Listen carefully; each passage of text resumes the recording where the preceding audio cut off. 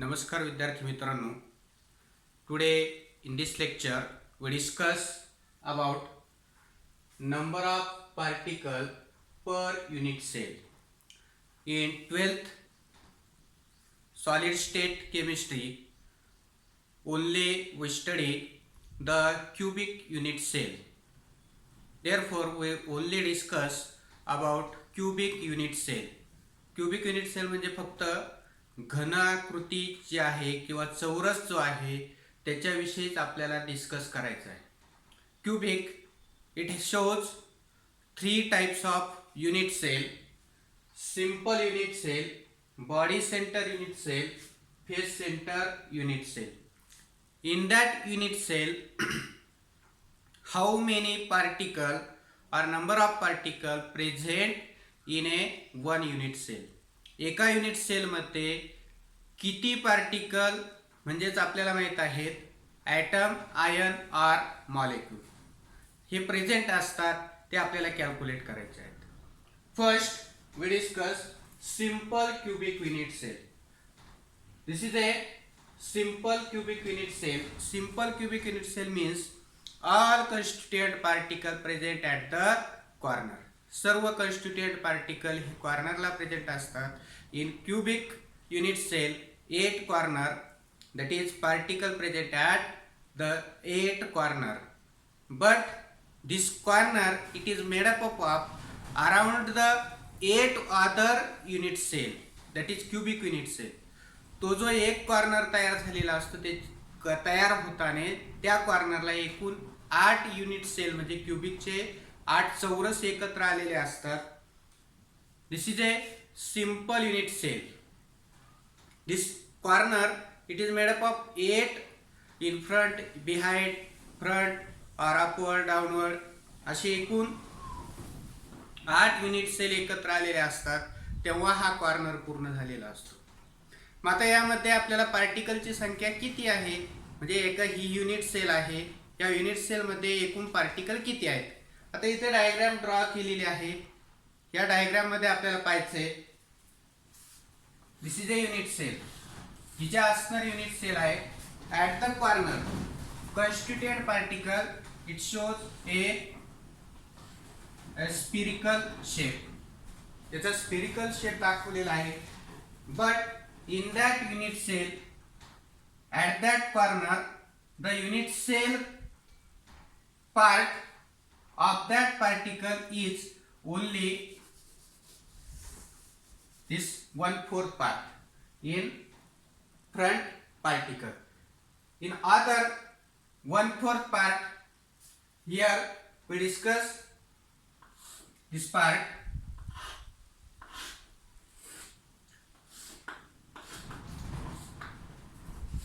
Each corner, this part it is participated or this part it is a cubic part.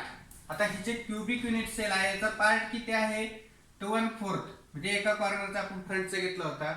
जर दोन जिथे असणारे unit cell आहे हा युनिट सेल तयार झाल्यानंतर एकूण 1/4 + 1/4 that is 1/8 part at the corner. म्हणजे हा कॉर्नरचा कॉन्स्टिट्युएंट पार्टिकल जो आहे हा कॉन्स्टिट्युएंट पार्टिकल एक कॉन्स्टिट्युएंट म्हणजे एक गोल तयार होण्यासाठी एक स्फिरिकल शेप तयार होण्यासाठी एकूण 8 युनिट सेल असे एकत्र आलेले असतात. पण आता या युनिट सेलचा एकूण हा जो भाग आहे हा भाग हा 1/8 पार्ट. एकूण किती आहे 1/8 part at the corner 8 corner in simple unit cell. Simple unit cell corner contain 1/8 part of constituent particle into corner 8 corner एकूण 8 आहेत. Therefore in simple unit cell 1/8 that is one particle present in simple unit cell. म्हणजे simple unit sale असेल तर त्या कॉर्नरला फक्त त्या unit sale मधला म्हणजे आतला भाग या मधला जो भाग आहे वरचा भाग हा दुसऱ्या युनिट सेलचा असेल किंवा बाकीचे युनिट सेल असतील, पण यामधला आतला भाग जो आहे हा फक्त 1/8 पार्ट आहेत. एकूण 8 कॉर्नर आहेत. या 8 कॉर्नरचे एकूण मिळून किती पार्टिकल होतील? 1 पार्टिकल तयार होईल. म्हणजेच हा सिंपल बॉडी जर असेल तर त्याच्यात एक constituent particle, 1 constituent particle present in simple unit cell. Second, we discuss body center unit cell. In body center unit cell, how many constituent particle are present or number of particle are present? The corner in body center unit cell, corner particle are present. corner चे तर असतातच, but one constituent particle, total one constituent particle, it is situated in the center of the body. या unit सेलच्या एक बरोबर मध्ये एक particle काय असतो? प्रेझेंट असतो. One particle present in the centre of the body. Therefore number of particle present in body centre, body centre मध्ये एकूण कॉन्स्टिट्यूएंट पार्टिकल किती असतील? हा बॉडीमध्ये असणारा एक कॉन्स्टिट्यूएंट पार्टिकल आणि कॉर्नरचे 1/8 total number of constituent particle, total number of constituent particle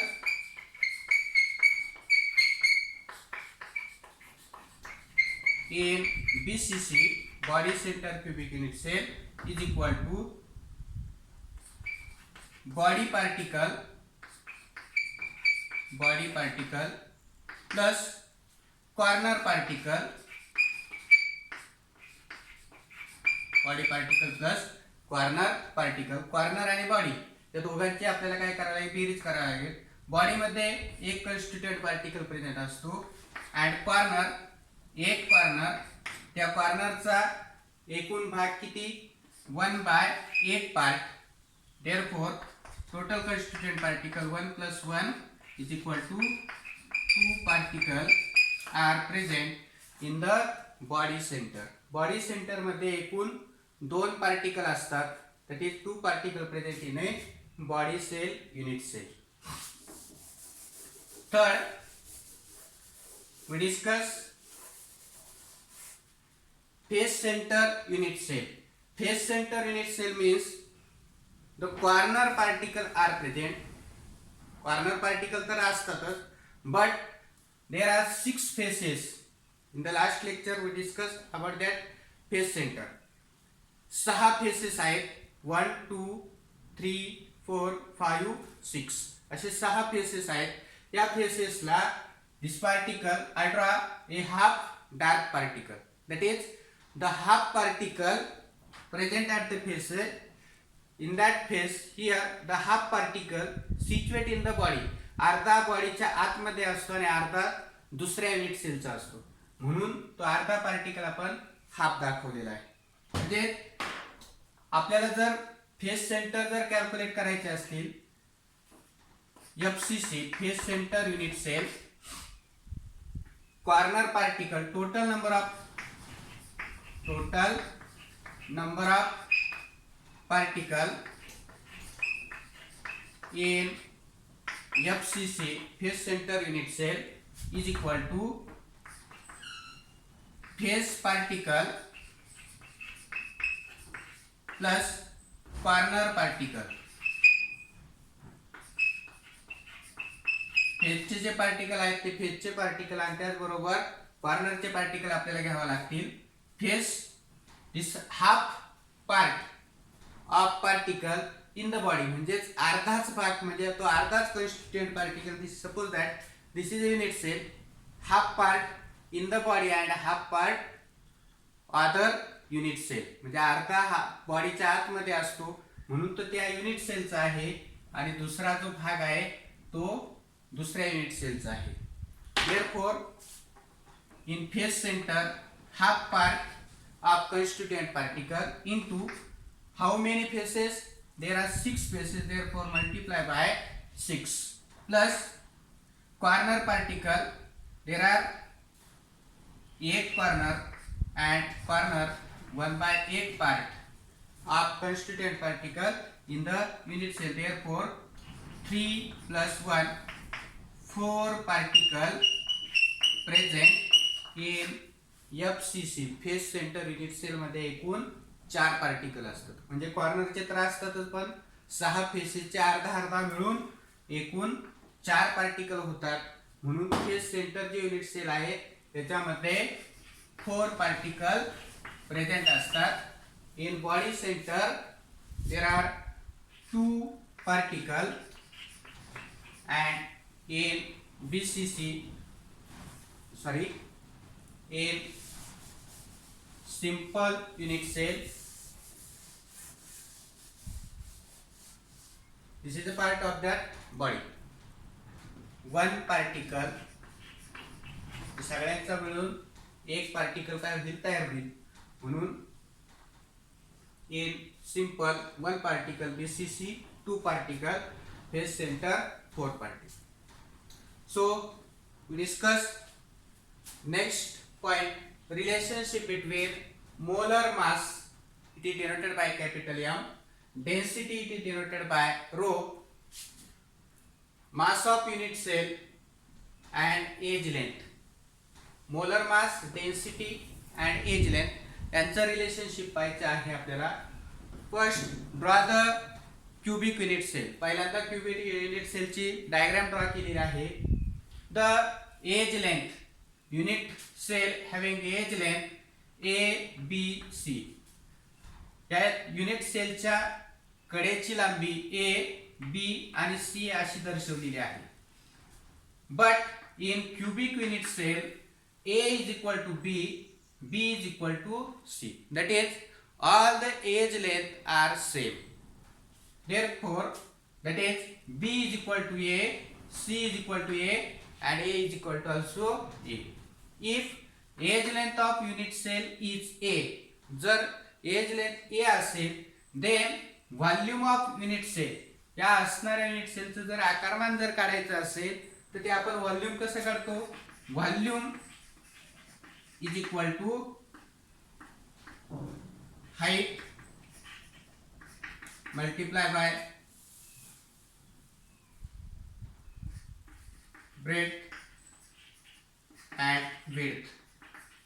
लांबी, रुंदी आणि उंची या तिघांचा गुणाकार जर केला, लांबी उदाहरणार्थ a आहे, रुंदी b आहे आणि उंची c आहे, असं जर आपण कन्सिडर केलं तर आपल्याला माहिती आहे b is equal to a, c is equal to also a. Therefore volume याचे एकूण आकारमान जे आहे v is equal to a into a into a, v is equal to a cube. Volume हे a क्यूब येतं, म्हणून त्याचे जे असणारं युनिट सेलचं व्हॉल्यूम आहे ते a क्यूब आहे. Suppose mass of one particle is small m. एका पार्टिकलचं जे मास आहे ते पार्टिकलचं मास आपण स्मॉल m आहे असं कन्सिडर केलं. That there are n number of particles per unit cell. त्या युनिट सेल मध्ये n म्हणजे असंख्य असे पार्टिकल काय असतील त्याच्यामध्ये प्रेझेंट असतील. Then mass of unit cell is equal to small m into n. म्हणजे त्याच्यामध्ये भरपूर असे पार्टिकल असतील तर त्या पार्टिकलचं वजन m एवढं असतं आणि असंख्य आहेत त्या संख्येने काय करायचं, किंवा जेवढी संख्या असेल त्या संख्येने त्याला काय करायचं, मल्टिप्लाय करायचं. उदाहरणार्थ आपण जर फेस सेंटर घेतलं किंवा बॉडी फेस सेंटर असेल तर त्या बॉडीचं जर मास म्हटलं, mass of unit cell, mass of unit cell is equal to a into n. n that is in FCC 4 particle. In FCC 4 particle are present, therefore n value is 4. Multiply by 4 in FCC. If it is BCC, either body BCC असेल, here mass of the body takes m into number of particle n is equal to 2. Therefore multiply by 2. Therefore mass of the BCC multiply by m into 2. In simple we can multiply by 1. म्हणजे जर body FCC असेल तर त्या असणाऱ्या mass unit सेलला आपल्याला 1 ने multiply करावं लागेल. BCC असेल तर 2 ने मल्टिप्लाय करावं लागेल आणि फेस सेंटर असेल तर त्याला 4 ने मल्टिप्लाय करावं लागेल.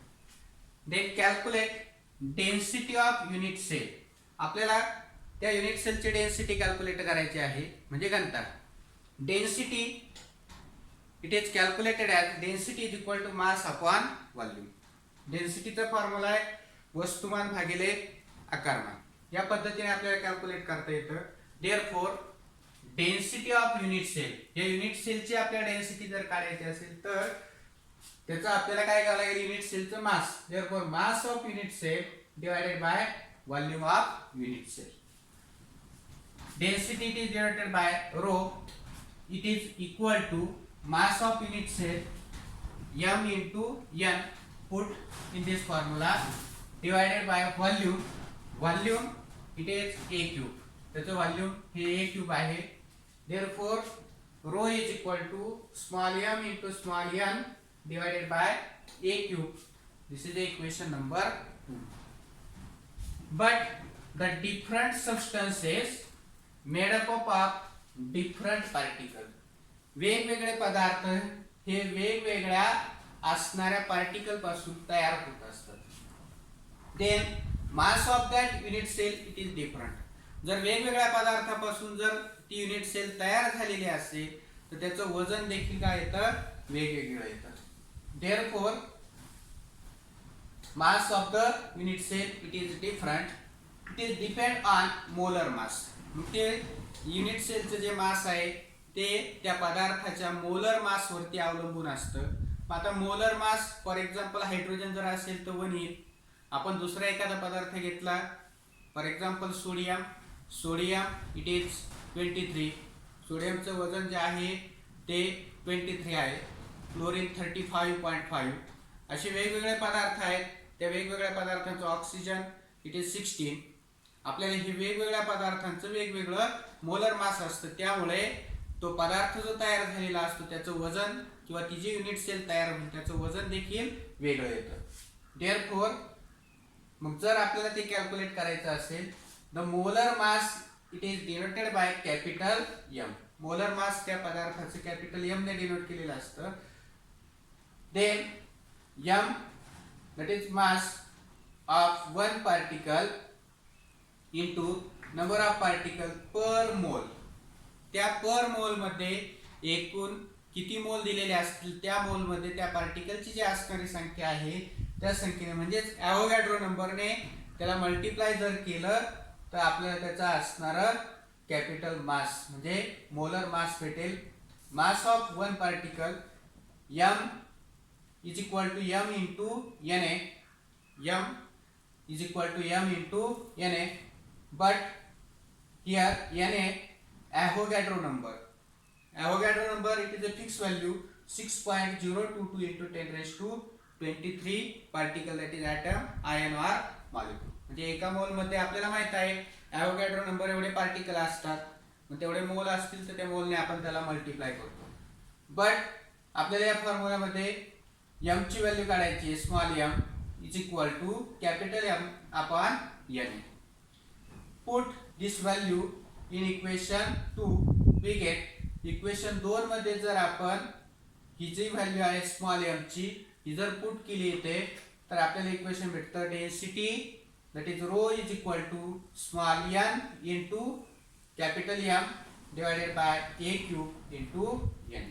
This is the relationship between molar mass, density of unit cell and age length. So thank you.